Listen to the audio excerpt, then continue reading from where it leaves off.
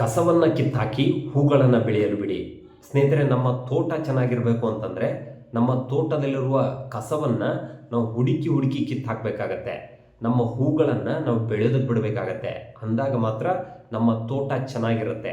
ಅದೇ ರೀತಿಯಾಗಿ ನಿಮ್ಮ ಪೋರ್ಟ್ಫೋಲಿಯೋ ಬೆಳಿಬೇಕು, ಗ್ರೋ ಆಗಬೇಕು ಅಂತಂದರೆ ನಿಮ್ಮ ಪೋರ್ಟ್ಫೋಲಿಯೋದಲ್ಲಿ ಅಂಡರ್ ಪರ್ಫಾರ್ಮ್ ಮಾಡ್ತಿರುವಂಥ ಸ್ಟಾಕ್ಸ್ಗಳನ್ನು, ನಾನ್ ಪರ್ಫಾರ್ಮಿಂಗ್ ಸ್ಟಾಕ್ಸ್ಗಳನ್ನು ನೀವು ಸೆಲ್ ಮಾಡಬೇಕಾಗತ್ತೆ. ಗ್ರೋಯಿಂಗ್ ಸ್ಟಾಕ್ಸ್ಗಳನ್ನು, ಫರ್ದರ್ ಗ್ರೋತ್ ಆಗುವಂಥ ಸ್ಟಾಕ್ಸ್ಗಳನ್ನು ನೀವು ಲಾಂಗ್ ಟರ್ಮಲ್ಲಿ ಹೋಲ್ಡ್ ಮಾಡಬೇಕಾಗತ್ತೆ. ಅಂದಾಗ ಮಾತ್ರ ನಿಮ್ಮ ಪೋರ್ಟ್ಫೋಲಿಯೋ ಗ್ರೋ ಆಗುತ್ತೆ, ನೀವು ವೆಲ್ತ್ ಕ್ರಿಯೇಷನ್ ಮಾಡೋದಕ್ಕೆ ಸಾಧ್ಯ ಆಗುತ್ತೆ. ಆದರೆ ಸುಮಾರು ಜನ ರಿಟೇಲ್ ಇನ್ವೆಸ್ಟರ್ಸ್ ಏನು ಮಾಡ್ತಾರೆ ಅಂತಂದರೆ ಉಲ್ಟಾ ಮಾಡ್ತಾರೆ.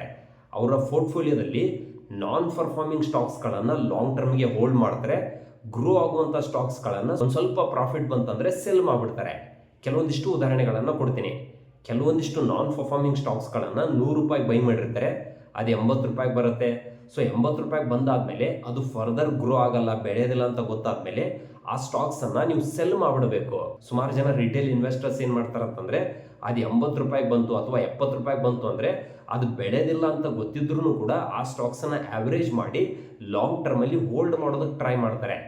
ಆ ಸ್ಟಾಕು ಫಂಡಮೆಂಟಲಿ ಸ್ಟ್ರಾಂಗೇ ಇಲ್ಲ, ಆ ಬಿಸ್ನೆಸ್ಸಲ್ಲಿ ದಮ್ಮೇ ಇಲ್ಲ ಅಂತಂದರೆ ಇನ್ನೂ 10 ವರ್ಷ ಹೋಲ್ಡ್ ಮಾಡಿದ್ರೂ ಕೂಡ ಆ ಸ್ಟಾಕ್ ಯಾವುದೇ ಕಾರಣಕ್ಕೂ ಪಿಕಪ್ ಆಗಲ್ಲ, ಗ್ರೋತ್ ಆಗೋದಿಲ್ಲ.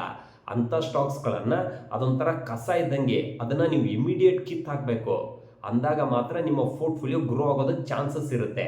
ಇನ್ನೊಂದು ತಪ್ಪನ್ನು ಏನು ಮಾಡ್ತಾರೆ ಅಂತಂದರೆ ಕೆಲವೊಂದಿಷ್ಟು ಕ್ವಾಲಿಟಿ ಸ್ಟಾಕ್ಸ್ಗಳನ್ನು ಬೈ ಮಾಡಿರ್ತಾರೆ, ₹100 ಬೈ ಮಾಡಿರ್ತಾರೆ, ಅದು 120 ಅಥವಾ 150 ಹೋಯ್ತು ಅಂತಂದರೆ ಸುಮಾರು ಜನ ರಿಟೇಲ್ ಇನ್ವೆಸ್ಟರ್ಸು ಇಮಿಡಿಯೇಟ್ ಆಗಿ ಅದನ್ನು ಪ್ರಾಫಿಟ್ ಬುಕ್ ಮಾಡಿಬಿಡ್ತಾರೆ.